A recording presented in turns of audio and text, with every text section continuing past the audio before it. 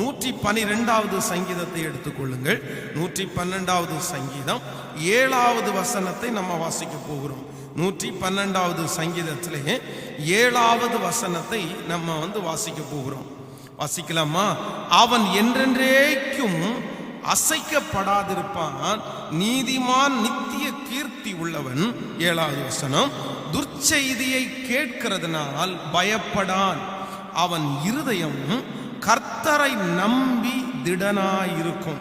நீங்கள் 6வது வசனத்தையும் 6வது வசனத்தினுடைய பின்புறத்தையும் 7வது வசனத்தினுடைய துவக்கத்தையும் வாசித்து பார்த்தால், நீதிமான் நித்திய கீர்த்தி உள்ளவன், துர்ச்செய்தியை கேட்கிறதுனால் பயப்படான், அவன் இருதயம் கர்த்தரை நம்பி திடனாயிருக்கும். நீதிமான் துர்ச்செய்தியை கேட்கிறதுனால் பயப்படான், அவனுடைய இருதயம் கர்த்தரை நம்பி திடனாயிருக்கும். இந்த காலகட்டத்திற்கு உண்மையிலே ஆண்டவருடைய பிள்ளைகளே, இந்த வசனம் மிக மிக மிக தேவையா இருக்கிறது. அநேகருடைய வாழ்க்கையிலே சில செய்திகள் அவர்களை கலங்கடித்து விடுகிறது. அந்த செய்தியினால அவங்க யாக்கோபை போல நிறைய பேர் அந்த ஒரே ஒரு செய்தியினால உட்கார்ந்துடுறாங்க. யாக்கோபுக்கு ஒரு செய்தி கொடுக்கப்படுகிறது, உங்க பிள்ளை மரிச்சிட்டான், உங்க பிள்ளைய ஒரு துஷ்ட மிருகம் அடித்து கொன்றுச்சு அப்படின்ற செய்தியை கேட்ட உடனே அந்த துர்ச்செய்தி வேதம் சொல்லுகிறது, அவன் அப்படியே கிட்டத்தட்ட 15 ஆண்டுகள் எதையுமே செயல்பட விடாம, எதையுமே யோசிக்க விடாம அந்த துர்ச்செய்தி அப்படியே அவனை உட்கார வச்சிருச்சு. அதற்கு பிறகு என்றைக்கு யோசேப்பு உயிரோடு இருக்கிறான் என்கிற ஒரு நல்ல செய்தி கேட்கப்பட்டதோ, அன்னைக்கு திரும்பவும் விழுந்து போன அந்த ஆவி உயிர்த்தது என்று வேதம் நமக்கு சொல்லுகிறது. இன்னைக்கு நிறைய துர்ச்செய்திகள் தேசத்துல பரவிக்கொண்டே இருக்கிறது. எங்கு பார்த்தாலும் துர்ச்செய்தி.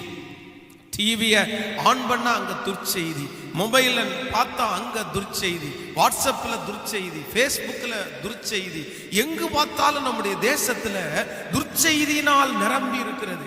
இங்க இப்படி ஆபத்து வந்துருச்சு, பக்கத்து வீட்டுல இப்படி ஆபத்து வந்துருச்சு, நம்ம வீட்டுல இப்படி ஆபத்து வந்துருச்சு, டாக்டருடைய ரிசல்ட்டுகள். இன்னும் நிறைய பேர் ஒருவேளை இன்றைக்கு இந்த உபவாச ஜெபத்துல இருக்கிற ஆண்டவருடைய பிள்ளையே, உங்களை சுற்றி இருக்கிற துர்ச்செய்தியை கேட்கிறதுனால நீங்கள் கலங்கி போயிருக்கலாம், பதறி போயிருக்கலாம், மனசு உடைஞ்சு போயிருக்கலாம். ஆனா ஆண்டவர் இன்றைக்கு வாக்கு கொடுக்கிறாரு, உங்களை சுற்றி எவ்வளோ பெரிய துர்ச்செய்தியை உங்களுடைய காதுகளில் நீங்க கேட்டாலும் நீங்க என்ன பண்ணணுமாமா? நீதிமான் துர்ச்செய்தியை கேட்கிறதுனால பயப்பட மாட்டான், அவன் கர்த்தரை நம்பி அவனுடைய இருதயம் திடனாயிருக்கும். நீங்களும் நானும் நம்புகிறது யாரை தெரியுமா? கர்த்தரை நம்புறோம். நீங்களும் நானும் விசுவாசிக்கிறது கர்த்தரை விசுவாசிக்கிறோம். நீங்களும் நானும் ஆண்டவரை ஆராதிக்கிறோம். அவரை நம்பி துர்ச்செய்தி உங்க வீடு வரைக்கும் வந்துருச்சா? துர்ச்செய்தி உங்க வாசல்ல வந்துருச்சா? துர்ச்செய்தி உங்க வீட்டுக்குள்ள வந்துருச்சா? ஆனா ஆண்டவருடைய பிள்ளைங்க ஆண்டவரை இந்த சூழ்நிலையில நம்பி எவ்வளவு பெரிய துர்ச்செய்தியை கேட்டாலும் உங்க இருதயம் எப்படி இருக்கணுமாமா? ஸ்ட்ராங்கா இருக்கணும். உங்க இருதயம் கர்த்தரை நம்பி திடனா இருக்கணும். துர்ச்செய்தியை கேட்ட உடனே கலங்க கூடாது. நம்ம நிறைய பேர் அப்படிதான் கலங்கிட்டோம். நிறைய பேர் பயப்பட்டுட்டு இருக்கிறாங்க. இப்படிப்பட்ட இந்த நியூஸ் எல்லாம் கேள்விப்படும் போது அப்படியே அவங்களுக்கு கலக்கமா இருக்குது. ஆண்டவர் இன்றைக்கு இந்த உபவாச ஜெபத்திலே இருக்கிற யாரோ ஒருத்தரிடத்துல ஆண்டவர் பேசி கொண்டிருக்கிறார். மகளே, நீதான் துர்ச்செய்தியை கேட்டு கலங்கி கொண்டிருக்கிறாய். மகனே, நீதான் துர்ச்செய்தியை கேட்டு கலங்கி கொண்டிருக்கிறாய். இல்லை இல்லை, உங்க வாழ்க்கையிலே துர்ச்செய்தி என்று ஒன்றும் இல்லை. அது மனிதர்கள் துர்ச்செய்தியாய் சொன்னாலும் அந்த செய்தியை நற்செய்தியாய் மாற்றுவதற்கு கர்த்தர் வல்லமை உள்ளவராய் இருக்கிறார். அதை சாட்சியாய் மாற்றுவதற்கு ஆண்டவர் வல்லவராய் இருக்கிறார். ஆதலால் உன்னுடைய இருதயம் அப்படிப்பட்ட வார்த்தைகளை கேட்கும் போது கலங்கவே வேண்டிய அவசியம் இல்லை.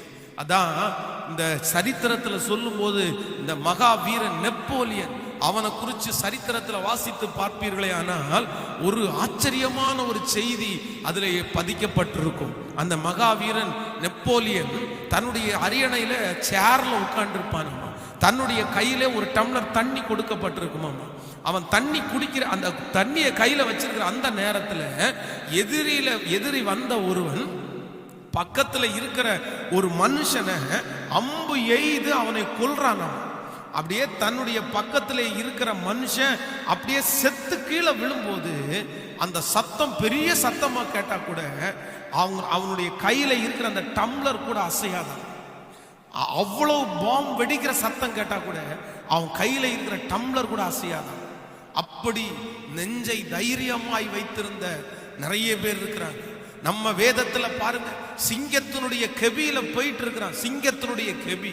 ஆனா அந்த இடத்துல தானியேலை குறித்து வேதம் சொல்கிறது, அதற்கு முன்பாகவே அவனுக்கு துர்ச்செய்தி அனுப்பப்பட்டது. உன்னை நாங்க சிங்க கெபியில போட போறோம், இன்னும் ஒரு சில நாட்களுக்குள்ள நீ சிங்க கெபிக்குள்ள போட போற. அது நல்ல செய்தி கிடையாது, அது துர்ச்செய்தி. ஆனா அந்த துர்ச்செய்தியை குறித்து தானியேல் என்கிற தேவனுடைய மனுஷன் கலங்கவே இல்லை. அவன் ஆண்டவரை மட்டும் நம்பி திடனாயிருந்தான். வேதம் சொல்லுகிறது, சிங்கங்கள் அவனை சேதப்படுத்தாதபடி கர்த்தர் அவனை காப்பாற்றினார்.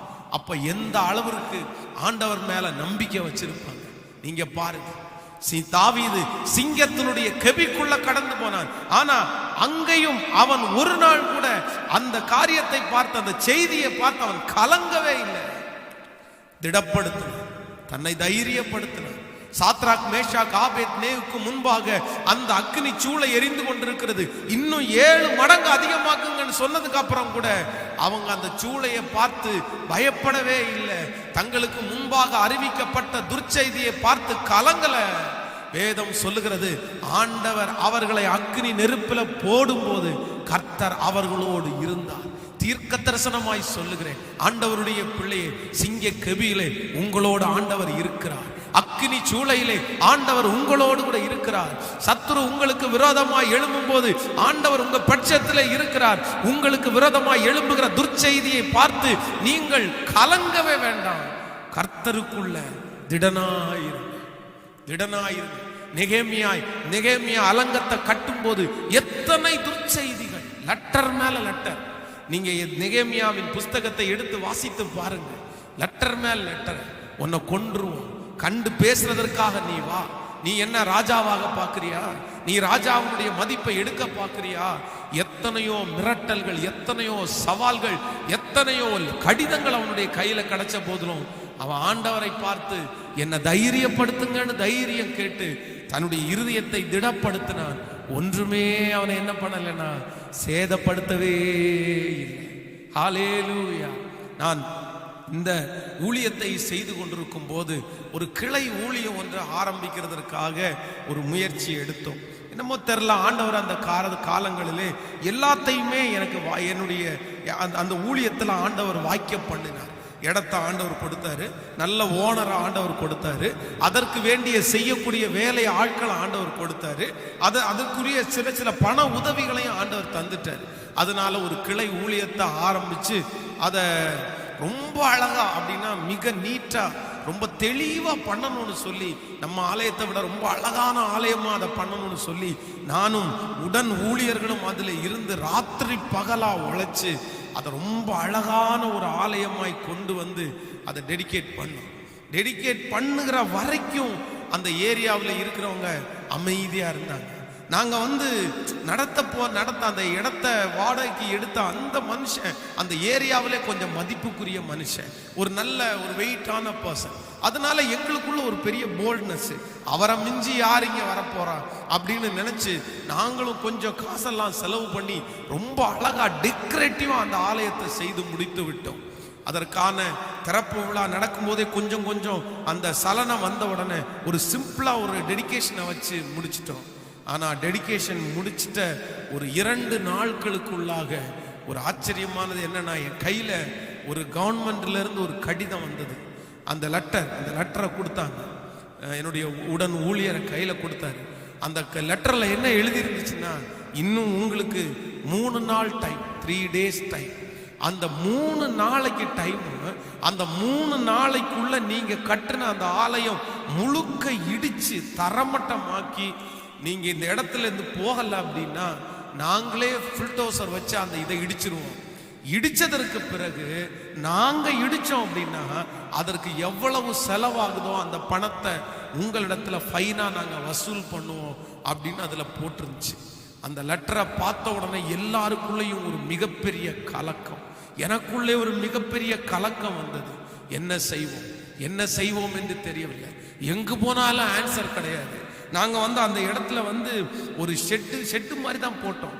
அதற்காக பர்மிஷனத்தை எல்லாத்தையுமே எழுதி அதற்காண்டிய பணத்தை எல்லாம் கவர்மெண்ட்ல அந்த ஓனர் கட்டி பாத்தீங்கன்னா கரெக்டா அதை நோட் பண்ணிட்டு சிக்க வச்சது மாதிரி வச்சாங்க.